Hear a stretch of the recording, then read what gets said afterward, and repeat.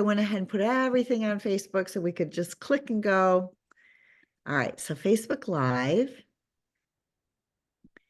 And I'm connected, it says. And sleeping in Seattle, sisters. I just put a thing out there on the event that says that we're just having a little glitch. We'll be there in a moment. Don't go away. And we are live. Yay. See, I knew if we just. Oh my gosh. All right. Hello, everybody. Happy holidays. Hi, Helen. Hello.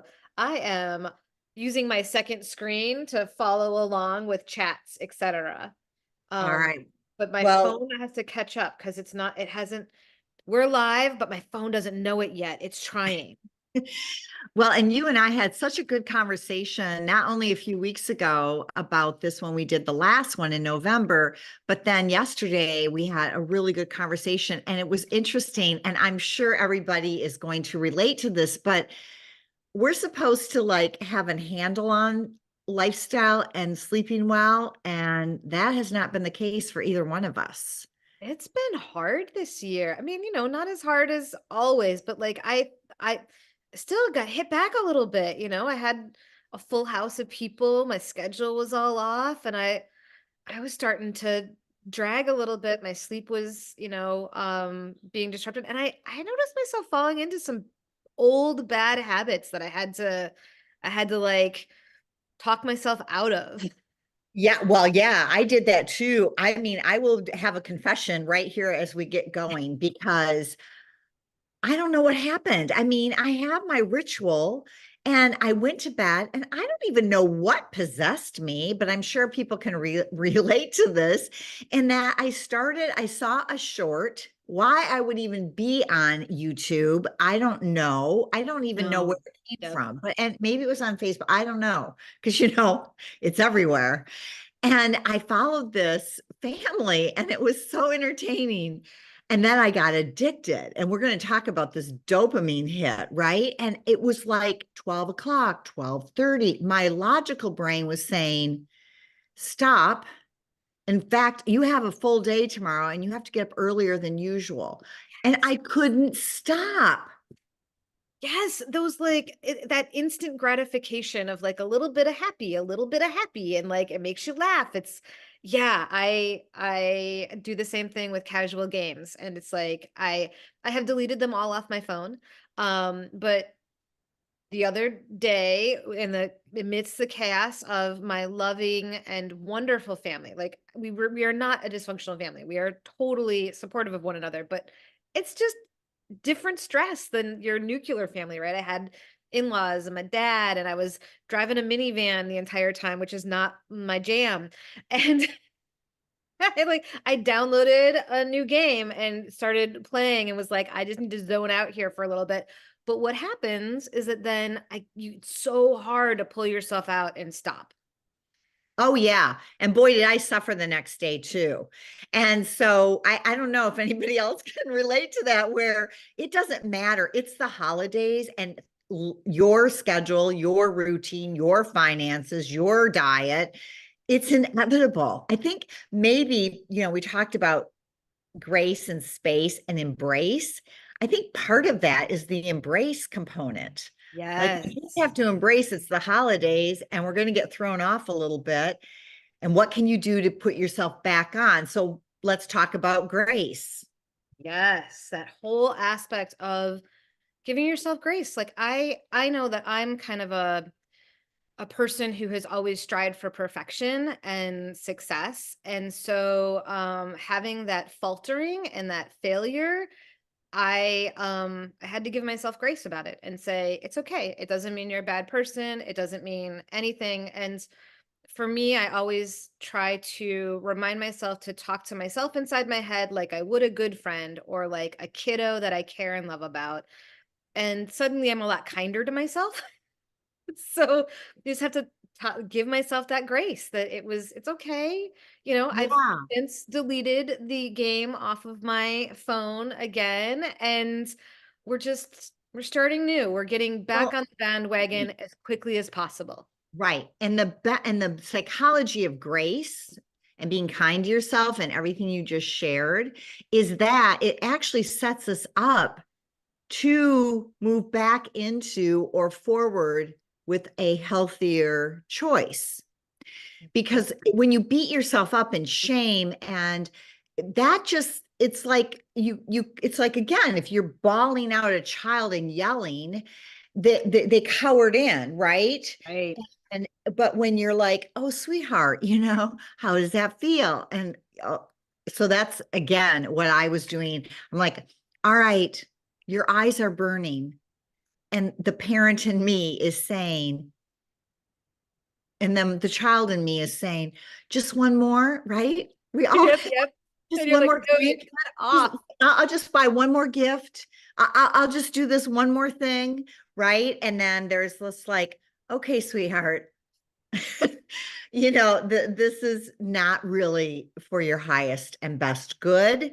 And then and we'll talk about that frontal lobe too, like how you move into that logical part of your brain, because what gets hit is, I mean, there's so much going on with your brain and the hormones and everything, with whether it's, again, the sugar that you're eating or whatever it is. So the grace is the kindness that allows you to snap out of it and move forward in a more healthy way.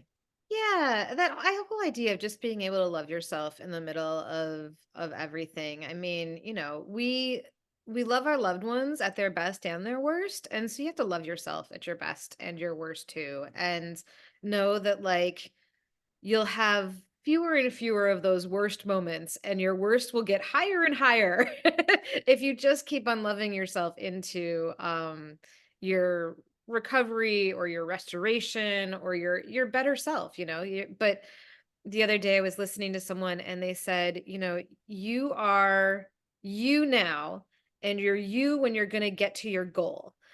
And that whole time, as you're progressing forward, you are still you, and you're deserving of all of your own love and support and appreciation and the investment in yourself. Beautiful. Yeah. Yeah. And some of the other things we talked about is, what would be three very small routines or good whatever, that you could reinstate, right? So maybe it is like, put a glass of water in between the coffee or the drinks, right? What could you do? What are three small things? And then the other is, and I love the story that you had with your whole family being in your house, but that, I think you said something like, we were talking about preserving enough space and time, which we're going to talk about space in a minute, of of whatever that ritual is, right? So you were talking about that you had to make a bed in your living room for someone. Yes. Yeah. So one of the graces of having a full house is that it means our sofa bed is in use. And that sofa bed is in the main living space. So that's where the TV is, it's adjacent to the kitchen. And so one of the saving graces of having the full house was just being able to say, okay, like at 9 o'clock, we are making this bed up. It is converting into one of our guests' private space, and everyone else is going to go to their private spaces, and we're going to kind of calm things down. And go to sleep or Yes. read a book or something. Yeah, Yeah, exactly. but instead of staying up and chatting and gabbing until like 10 a.m. or 10 p.m. or 11 or 12, we really preserve that because, there was somebody's space and time who we needed to respect, and who was, we're on the West Coast. They were coming from East Coast time, and it was like their first week of transitioning into our time. So, 9 o'clock is their midnight. They needed to Yeah. rest. And a solution could be for somebody that they just like put a sofa bed in their living room and have their guests over. Because in my family, oh no, we're playing games, there's puzzles going on, there's all kinds of stuff going on until 1, 2, 3 o'clock. I mean, that's just kind of like part of Yes, that's part of our dynamic. culture too. Yeah, for Yeah, sure. exactly. And so we were then talking about space. And this was interesting because I put this out on Facebook and asked people, like, how do you create you space? And I got all kind, like, well, somebody said they get in their car. And I thought, wow, that's true. I remember I was at a family engagement. And even though we talked about last month about going for a walk and incorporating activity and keeping that going, but for me too, I went for a walk by myself. I actually called a friend and I was like, would talk me down. But that space of being outside, being by myself, gave me that space to regroup and just take a breath and regain my sanity and change my perspective a little bit.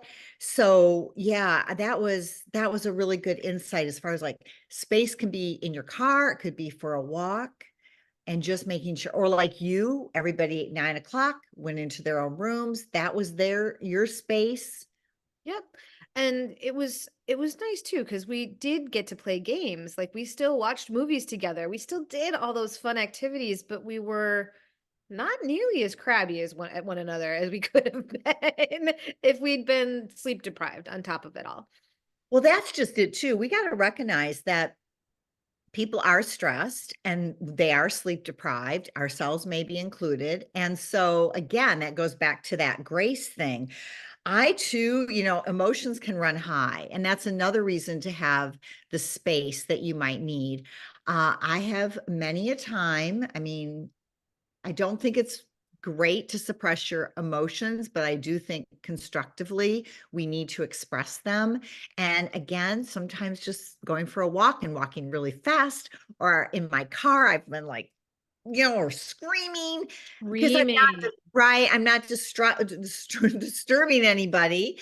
And hopefully, I'm fleeting by someone, but just getting that energy out, that all that emotion expressed in a healthy way is another reason that we need to maybe have space to do that for our And that health. that breath that you can take. And the emotions can be positive or negative.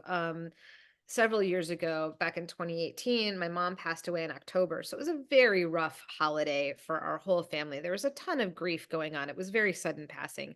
And I we watched, I can't tell you how many sappy Christmas rom-coms we watched because they're going to make you cry and all you wanted to do was cry. And so it gave me that space to just cry without having to be like, I'm sad and it's not appropriate. I mean, grief is always appropriate. However you grieve is how you grieve, but like that sadness and just being able to like cry those tears. And like for my dad too, because he's not a crier, but like it was a Yeah. big loss.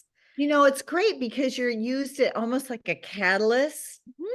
Or, so that was really, and again, you can watch any movie anytime or read a book but I do think it's so important for us to have our feelings, our emotions, and that's part of what happens at the holidays. Yeah, I wanted to say you just can't you can't move past them if you're sitting on top of them, right? If you're Ooh. pushing those emotions down and you're sitting on top of them, they're just all you can do is manage that mountain. But if you just let those floodgates happen, then you can take chance and sort of manage the flow of the river, right? And figure out, okay, this is going to be a better option for me next time or moving forward. You have to let it all go. Well, and you have to, and that's why we really want to encourage people to have space, because what happens is we end up letting it go, or somebody else lets it go inappropriately directly to a person that Right. so sometimes that happens too, where we're suppressing and not expressing. Or even if you don't express it to the person directly, pen it out, do something, because it's going to come out one way or the other. And Yes. and it's hard to pull it back or take it back when it's with another person, especially, because we're with Right. people that we're not usually, this is like Well, and if it comes out in a universal way where joke. when you're hurting somebody else, then it just makes a bigger mess. You Yeah. want to be able to get those emotions out in a way that is productive to you and not destructive to anyone else. Yeah, go in the bathroom and turn on the faucet and, or stomp your feet or whatever, cry with the whatever. And We I know all there are people who, they make time to go to the gym. It's like they have to get to the gym. And even if it means they wake up half an hour earlier, they're that time at the gym is precious. So they're balancing out their sleep time with their emotional regulation time and physical regulation. right. Yeah, fitness is like, I mean, I always said if I could just put 20 minutes in a pill and give it to everybody, they would be fine. Eight But hours of sleep, 20 minutes a day of exercise and a pill, we'd have such a healthy society. exactly. The other thing too is we incorporate into your environment humming, Mhm. a mudra, which is a hand gesture, any kind of self-soothing in your head, an affirmation like this is just a moment, all is well, this too shall pass. So those could be some other tools that we threw down for you to incorporate. And then we talked about too, in the very beginning, about this dopamine hit, or these where we get out of our good habits or healthier habits. Um, and so, or we just move into so much pleasure that we don't want it to end. And Yeah. how do we counterbalance that? Yes. So, yeah, I mean, it's the pendulum's gonna swing, and so it's just trying to get it back to the place where it's gonna go. So if the problem is you haven't gotten enough sleep, maybe you're listen to your body when it's time to take a nap. And that might mean that you're not able to do something else the next day, but like those naps are super important. Listen to your body so you don't get sick and it doesn't get worse and worse and worse. So trying to get that pendulum to swing back into its normal rhythms first. So yeah, that's the sleep, Yeah. taking a nap is super important. You download the game or you're watching the app late at night, one night, like then you delete the game or you make sure you put your phone somewhere else.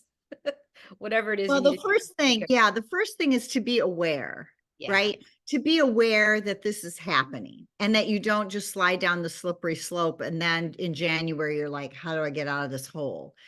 So Yeah. awareness is the first step to any kind of change, whatever change that is, and however small or big, it doesn't matter. Yeah. So become aware and also use the awareness as a proactive as being proactive for future holidays. So the first thing is just be aware. And then the second thing is to pull out those tools, which we just mentioned, grace and space. And so you said something about ask your mama.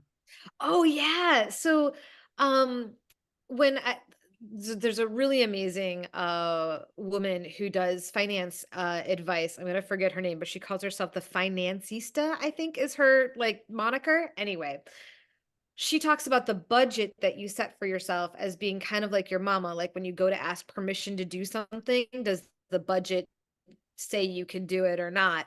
And you can do this with yourself and the tools as that you have as well. Like you can write down the plan that you're going to put forward. You can write it down, you can get it set in your head. What are the things, the tools that I have at my ready and available, to me that I'm going to use Like breathing, to like right breathing, breathe. like breathing, like Yes. okay, already I'm thinking like write it down, tools. Oh my gosh. No, it can be breathing, like a breath work, right? Yes. And it can be in the moment, but the idea is you're, instead of just like plowing forward and doing whatever you want and then living with the dire consequences later, you're taking a sec and you're saying, what can I do that would be better? Like just what's the, how can I build myself a moment? How can I make a better choice? And it might not be the best choice ever, but maybe it's better than the worst choice you were going to make. Yeah, yeah, exactly. Because we always are making choices. That's the next thing. And the other thing too is that there's external and internal cues, right? So one is how are you feeling physically? What's going on mentally? Being aware. What are my thoughts? How am I feeling emotionally? Is there something going on with my body that I need to honor, like go for a walk or whatever?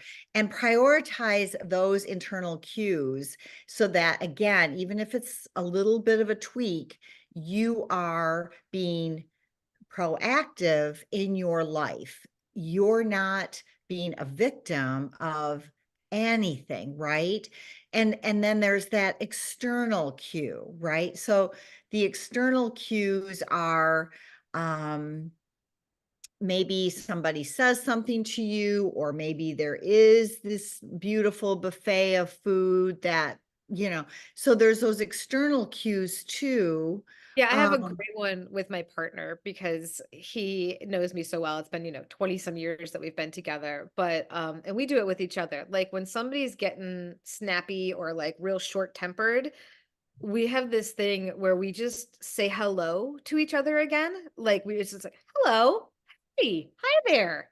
And it's like it snaps you into being like, oh, right, like I'm not acting appropriately and I love this person. Like, why would I do this to them? And so sometimes that external cue comes from the people that know us best and are just trying to keep us from, causing more problems for ourselves. Exactly. And again, it kind of goes into like awareness and snapping out of this, you know, Fight or flight moment where you're having a well, fight moment. yeah, and moving into this frontal lobe of logical caring, Mhm. so that too is awareness. And then that third thing is of embracing is the self-care, the self-love, And just acknowledge it's hard work. Like it's hard, well, hard work. And when you're trying to make a lifestyle change or support a healthier lifestyle in your life, like good on you for even putting the effort in. No matter how many times you get knocked back, the thing that you really need to embrace is the fact that you're on the path and you get up again and you keep going. and celebrate. I just had a healing session, and when we got all done, she said, I wonder what it would feel like if you acknowledged all the good things you're doing. Because I was like really, really having a hard time. And she's like, you said that you made dinner for yourself. You said that you took a nap. You said, even though it was just a very short nap, but I did it. And Right. so I think that's the other thing. She's like, that's a reflection of self-love. And maybe you could just celebrate and love that you did that for yourself. Because a lot of times, if we do something that is just we know is a good habit or knows is part of our lifestyle that makes us a better person, we take it for granted. And Oh, so yeah. part of embracing is like celebrate and embrace how great you are and what a good job you're doing.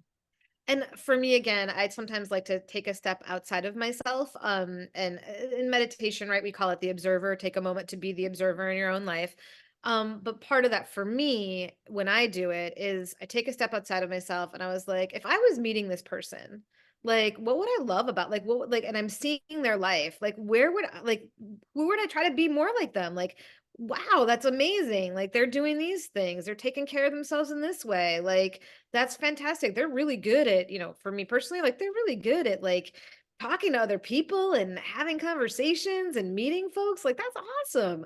So just give Yeah. yourself that love about the things that you're good at, the things that you're trying to get better at, and the things that worked. I bet you like if you've been thinking about this a lot, I bet you there's at least one moment during the holiday season where you can look back and say, you know what? That did work. Like I did get better sleep that Let's night, or that encourage happened. people. Yeah, let's encourage people to put that down for us. Like share something. I love that we can end with this. Share something that you're really proud of yourself that was a step in the right direction of maybe an intention that you had set for this particular holiday.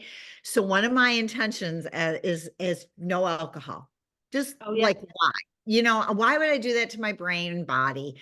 It doesn't make me feel good the next day. It's Right. fun. I mean, the list of cocktails are amazing. And I was out with friends and I was so tempted.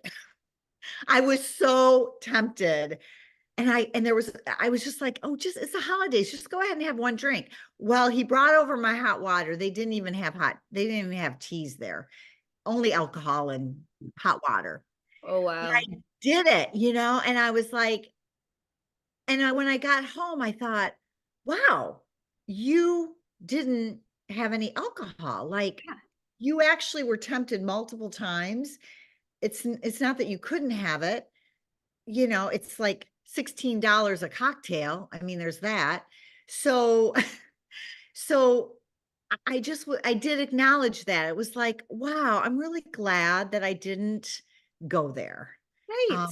So yeah, I would love to hear what other people are doing, whether it's Yes. I'm gonna see if the there's grace, the space, or the embrace. Let's hear from everybody. And then right. we are going to do a sleep reset on Tuesday, January 2nd. So it'll be perfect timing. It'll Yes. be 10 a.m. while you're taking down the decorations or cleaning up the house or taking a breath. Just tune in. You don't even have to look at us. You can just listen. And then go to sleepblissful.com, because I've got all kinds of resources there, from wonderful pillows to an opt-in for sleep tips. How about you, Helen?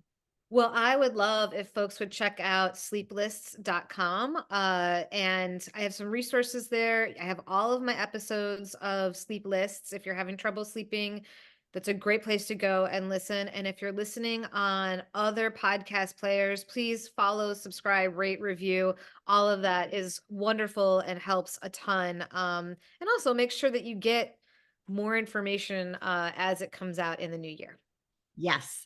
Happy holidays, everybody. Much love and joy and bliss. Yes, Merry Christmas, Happy Holidays, and we will see you in the new year.